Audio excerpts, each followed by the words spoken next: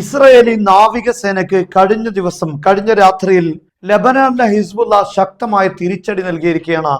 ഇസ്രയേലിന്റെ വളരെ പ്രധാനപ്പെട്ട യുദ്ധക്കപ്പലിന് നേരെയാണ് ക്രൂസ് മിസൈൽ ഉപയോഗിച്ച് ലെബനാനിലെ ഹിസ്ബുള്ള ആക്രമണം നടത്തിയിരിക്കുന്നത്.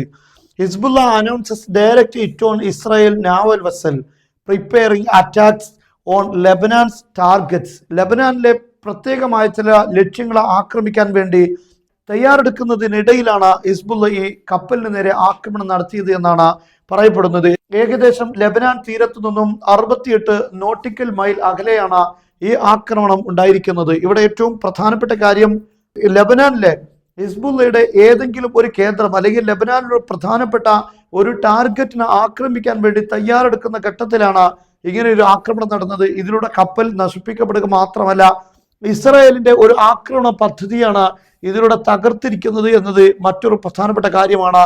പത്രങ്ങൾ ഈ കാര്യം റിപ്പോർട്ട് ചെയ്തിട്ടുണ്ട്. Hezbollah claims missile strike on Israeli warship off Lebanon cost.